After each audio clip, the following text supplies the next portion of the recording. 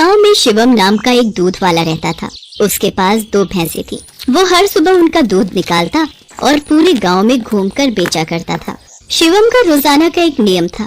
दूध बेचने के बाद उसके पास जो भी दूध बचता था उसे शिवम रास्ते में शिव जी के मंदिर में शिवलिंग पर चढ़ा देता था। उसका दोस्त मंगल रोजाना उसे ऐसा करते देखता था। एक दिन, शिवम, तू इतनी मेहनत से पूरे गांव में दूध बेचता है और जो दूध बच जाता है उसे तू शिव मंदिर में चढ़ा देता है। बाकी लोग तो शिवलिंग पर थोड़े से दूध में पानी मिलाकर चढ़ाते हैं। तू भी ऐसा किया कर और बाकी बचे दूध को इकट्ठा करके उसकी दही और घी बनाकर बाजार में बेच दिया कर। इससे तेरी दुगनी कमाई होगी। मंगल, मैं भोलेनाथ को अपना पिता मानता हूँ, इसलिए उनकी भक्ति और सेवा करता हूँ। भोलेनाथ की कृपा से मेरी इतनी कमाई हो जाती है जिससे मैं खुश रहता हूँ। शिवम मंगल की बात पर ध्यान नहीं देता। वो नियम से ही रोजाना दूध चढ़ाने का कार्य करता रहता था। एक दिन मंदिर के पंडित जी ने शिवम से कहा, शिवम, तू हर दिन महादेव का दूध से अभिषेक करता है। तेरी क्या मनोकामना है जिसके लिए तू ये सब कर रहा है? पंडित जी, मुझे भोलेनाथ से कुछ नहीं चाहिए। मैंने कई बार कुछ लोगों को दूध में पानी मिलाकर चढ़ाते देखा तो मुझे लगा भोलेनाथ पानी मिला दूध पीकर कमजोर न हो जाए, इसलिए मैं उनको दूध चढ़ा देता हूँ। अच्छा, फिर ठीक है। एक दिन गांव में तेज बारिश हो रही थी। बारिश के कारण शिवम दूध बेचने नहीं जा सका। उसका आज सारा दूध बच गया था। उसने सोचा, आज इतना दूध बच गया है, मैं इसे शिवलिंग पर चढ़ा आता हूँ। शिवम, ये दूध तो बहुत सारा है, ये तो बहकर खराब हो जाएगा। तो फिर मैं इस दूध का क्या करूँ? पंडित जी, मैं ये दूध घर वापस भी नहीं ले जा सकता और ऐसे तो ये दूध खराब हो जाएगा। तुम एक काम क्यों नहीं करते? तुम इस सारे दूध की खीर बनाकर भोलेनाथ को भोग लगाकर गांव में खीर का प्रसाद बांट दो, इससे तुम्हें पुण्य मिलेगा। पंडित जी, ये तो आपने बहुत अच्छा विचार बताया है। मैं अभी जाकर बाजार से खीर का सामान लेकर आता हूँ। शिवम को पंडित जी की बात अच्छी लगी और वो बाजार से खीर बनाने का सामान ले आया। शिवम ने खीर बनाकर भगवान शंकर को भोग लगाया और सारे गांव में खीर का प्रसाद बांटा। इधर कैलाश पर्वत पर भगवान भोलेनाथ के मुख पर खीर लगी देख माँ पार्वती उनसे बोली, ये तो जरूर भगवान कृष्ण की भेजी हुई कोई चमत्कारी गाय दिखाई पड़ती है, जैसे उनका कोई आशीर्वाद हो। देवी पार्वती, ये मेरा प्रिय भक्त शिवम है। इसकी निश्चल भक्ति ने मेरा मन जीत लिया है। ये मुझे अपना पिता मानकर मुझे प्रतिदिन दूध और खीर का भोग लगाता है। ये मेरी चिंता करता है और मुझे बिना पानी मिला दूध चढ़ाता है। मेरे भोले भाले भक्त की भावना देखो, ये समझता है कहीं मैं पानी मिला दूध पीने से कमजोर न हो जाऊं, इसलिए ये दूध से अभिषेक करता है। प्रभु, फिर तो अपने इस भक्त पर कृपा करने के लिए हमें इसकी परीक्षा लेनी चाहिए। तो देर किस बात की देवी पार्वती, हम अभी पृथ्वी पर चलते हैं और अपने भक्त शिवम की परीक्षा लेते हैं। भगवान शिव और देवी पार्वती ने सेठ सेठानी का भेष बना लिया और शिवम के घर पहुंच गए। नमस्ते जी, कहिए आपको मेरे से क्या काम है? हमने तुम्हारे बारे में बहुत सुना है। तुम बहुत ताजा और शुद्ध दूध बेचते हो, इसलिए हम तुमसे दूध खरीदना चाहते हैं। तुम रोजाना अपना सारा दूध हमें बेच दिया करो। हम हर दिन तुम्हारा सारा दूध खरीदेंगे और तुम्हें दूध बेचने के लिए पूरे गांव में भागना भी नहीं पड़ेगा। हमारे लोग यहीं से दूध ले जाएंगे और पैसे तुम्हें दे देंगे। मैं आपको सारा दूध नहीं दे सकता। मेरी भैंसें जितना दूध देंगी उसमें से थोड़ा दूध मैं भोलेनाथ के अभिषेक और खीर के प्रसाद के लिए रखूंगा। पर हमें तो रोजाना बहुत दूध चाहिए और तुम सारा दूध दे दो, भले ही दाम 4 गुना ले लो, तुम्हारी अच्छी कमाई हो जाएगी। नहीं सेठ जी, मैं आपको सारा दूध नहीं दे सकता। आपको दूध लेना है तो मैं शिव मंदिर के हिस्से का दूध अलग करके ही आपको दे सकता हूँ, नहीं तो कोई बात नहीं। चलो भाग्यवान, हम कहीं और से दूध पता कर लेंगे। ये तो कोई बहुत बड़ा शिव भक्त जान पड़ता है। सेठ और सेठानी वहाँ से चले गए। कुछ दूर जाकर उन्होंने एक गरीब ब्राह्मण का भेष बना लिया। देवी पार्वती, अब हमें अपने भक्त की परीक्षा किसी और तरह लेनी होगी। भगवान शंकर और माँ पार्वती मंदिर की सीढ़ियों पर बैठ गए। शिवम दूध बेचकर मंदिर जा रहा था। उसने एक गरीब ब्राह्मण ब्राह्मणी को रोते देखा। आप दोनों क्यों रो रहे हो? मुझे अपनी परेशानी बताओ, शायद मैं आप दोनों की सहायता कर सकूं। बेटा, हम दोनों कई दिनों से भूखे हैं, हमारे पास खाने को कुछ नहीं है। आप परेशान मत होइए, मेरे पास कुछ दूध बचा हुआ है और एक डिब्बे में ये खीर है। आप ये दूध पी लो और ये खीर खा लो, इससे आपका थोड़ा पेट भर जाएगा। भगवान शंकर तुम्हारा भला करें बेटा, आज तुमने हमें ये दूध और खीर खिलाकर तृप्त कर दिया। यदि मैं आपको भूखा छोड़कर भगवान भोलेनाथ को ये दूध और खीर का भोग लगाता तो वो भी इसे ग्रहण नहीं करते, क्योंकि जिस तरह से मैं उन्हें अपना पिता मानता हूँ तो वो भी तो आपके पिता है, तो मैं उनकी संतान को भूखा कैसे रख सकता था।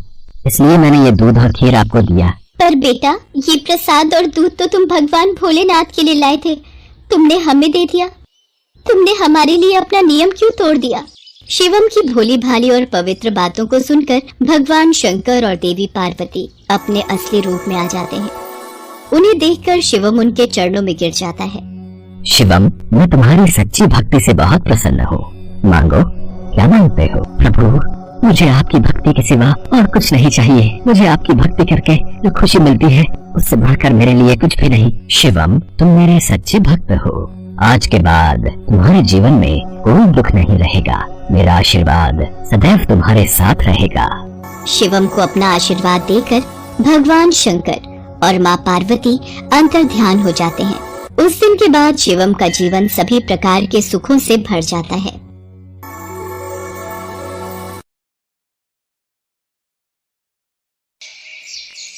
देवी दुर्गा ने दैत्यों के संहार के लिए कई अवतार लिए हैं। उदाहरण के तौर पर महिषासुर, धूम्र विलोचन, शुंभ निशुंभ जैसे कई दैत्यों का वध करने के लिए देवी दुर्गा ने अवतार लिए हैं। इन्हीं में से एक दैत्य था रक्तबीज, जो महाशक्तिशाली था। पुराणों के अनुसार रक्तबीज नामक दैत्य ने लगभग 5 लाख वर्षों तक तप किया और ब्रह्मा जी की स्तुति की। रक्तबीज की तपस्या से ब्रह्मा जी प्रसन्न हुए और रक्तबीज के सामने प्रकट हुए। मैं तुम्हारी तपस्या से प्रसन्न हूँ, कहो क्या चाहिए? ब्रह्मदेव, मुझे अमरता का वरदान दीजिए। हिरण्यकश्यप की तरह देवता, दानव, गंधर्व, यक्ष, पिशाच, पशु, पक्षी, मनुष्य आदि कोई भी मुझे नहीं मार सके, ऐसा वरदान दीजिए। तथास्तु, मैं तुम्हें वरदान देता हूँ कि युद्ध में अगर तुम्हारे शरीर से एक भी रक्त की बूंद धरती पर गिरेगी तो उससे नया रक्त बीज जन्म ले लेगा तथा किसी के लिए भी तुम पर विजय पाना असंभव होगा। ब्रह्मा जी से वरदान पाकर रक्तबीज अहंकार में चूर हो गया। उसने चारों ओर हाहाकार मचा दिया। मैं अमर हूँ, अब मुझे युद्ध में कोई परास्त नहीं कर सकता। अब स्वर्ग लोक पर मेरा यानी असुरों का राज होगा।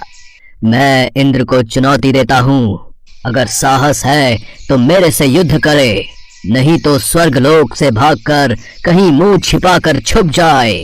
क्या रक्तबीज ने देवताओं को युद्ध के लिए ललकारा है? हमें उससे युद्ध करना होगा। राक्षस और देवताओं में युद्ध होने लगा। वरदान मिलने के कारण रक्तबीज और भी शक्तिशाली हो गया था। ये देखकर इंद्र सहित सभी देवता घबरा गए। ब्रह्मा जी के वरदान स्वरूप रक्तबीज का संहार किसी पुरुष के हाथों नहीं हो सकता। उसका वध केवल एक स्त्री ही कर सकती है।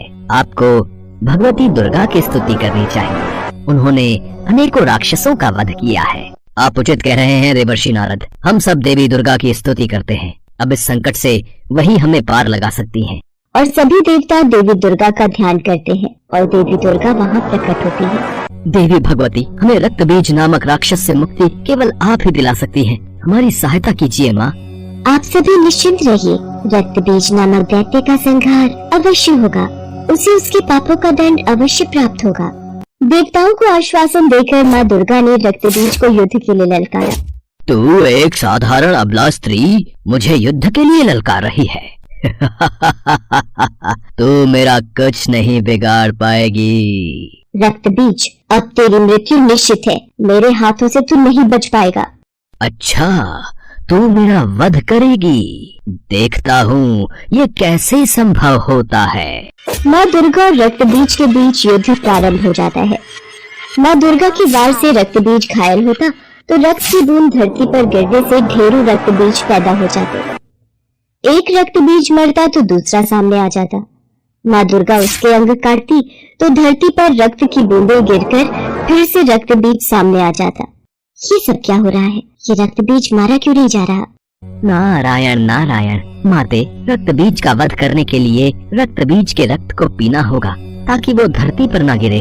ब्रह्मा जी के वरदान के अनुसार रक्तबीज का रक्त पृथ्वी पर गिरते ही अनेकों रक्तबीज पैदा हो जाएंगे। इसका संहार करने के लिए ऐसा कुछ करना होगा ताकि रक्तबीज का रक्त पृथ्वी पर ना गिरे। अच्छा, तो ये बात है। देवर्षि नारद, इसके लिए मुझे चंडिका को बुलाना होगा। देवी पार्वती को माँ काली का रूप धरना होगा ताकि वो इस दानव का रक्त पान कर सके। तत्पश्चात मैं इस राक्षस का संहार करूंगी। इसके लिए तो देवताओं को देवी पार्वती से विनती करनी होगी कि वो माँ काली का अवतार लेकर इस दानव का विनाश करें। सभी देवता माँ पार्वती का आह्वान करने लगे। देवी पार्वती देवताओं के समक्ष प्रकट हुई। देवी पार्वती, आपको काली रूप धरना होगा ताकि जब भी मैं इस राक्षस पर प्रहार करूं, आप इसका रक्त खप्पर में लेकर रक्तपान करो। आप चिंता मत करो देवी दुर्गा, मैं इस दानव के रक्त की एक बूंद भी धरती पर नहीं गिरने दूंगी। देखते ही देखते माँ पार्वती ने काली का रूप धर लिया, जिन्हें देख दानव तो क्या देवता भी थर थर कांपने लगे और उनके समक्ष हाथ जोड़े खड़े रहे। माँ काली ने दैत्यों का गिरता रक्त पीना शुरू कर दिया। इससे नया दैत्य उत्पन्न नहीं हो रहा था। माँ काली ने अपना मुंह विकराल कर लिया। उन्होंने कई राक्षसों को निगल लिया। माँ काली का क्रोध बढ़ता ही जा रहा था। सब दैत्य मारे जा चुके थे, केवल रक्त बीज का वध होना ही बाकी था। देवी दुर्गा की जय, देवी काली की जय। हे कालिके, रक्त बीज का वध तभी होगा जब इसके शरीर का सारा रक्त बाहर निकल जाएगा। आपको रक्त बीज के रक्त का रक्तपान करना होगा और ध्यान रहे कि रक्त बीज के रक्त की एक बूंद भी धरती पर ना गिरने पाए। ऐसा ही होगा देवी दुर्गा। देवी दुर्गा और रक्त बीज में युद्ध होने लगता है। रक्त बीज देवी दुर्गा के प्रहार से बच रहा था।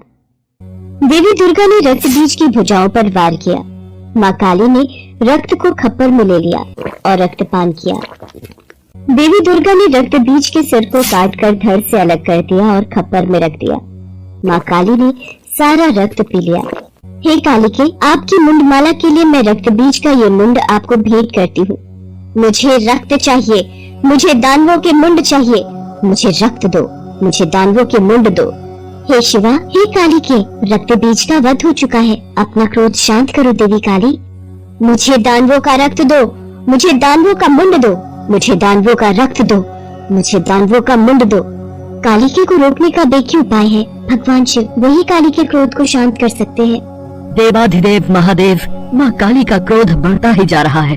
उन्हें रोका न गया तो उनके क्रोध से पूरी सृष्टि का विनाश हो जाएगा। मुझे रक्त दो, मुझे मुंड दो, मुझे रक्त चाहिए, मुझे मुंड दो, मुझे रक्त दो, मुझे मुंड दो। देवी काली का क्रोध आक्रामक हो गया था। देवी काली क्रोध की अग्नि में बढ़ती जा रही थी। उनका क्रोध शांत नहीं हो रहा था। अचानक भगवान शिव धरती पर लेट जाते हैं और देवी काली का पैर उनके ऊपर पड़ जाता है और भगवान शिव को अपने चरणों में पड़ा देख देवी काली की जीभ बाहर आ जाती है और वो अपने वास्तविक रूप में आ जाते हैं। महादेव, आप मुझे क्षमा कीजिए, मैंने क्रोध में आपकी ओर देखा नहीं। उसके पश्चात सभी देवी देवता भगवान शंकर और माता पार्वती पर फूलों की वर्षा करते हैं।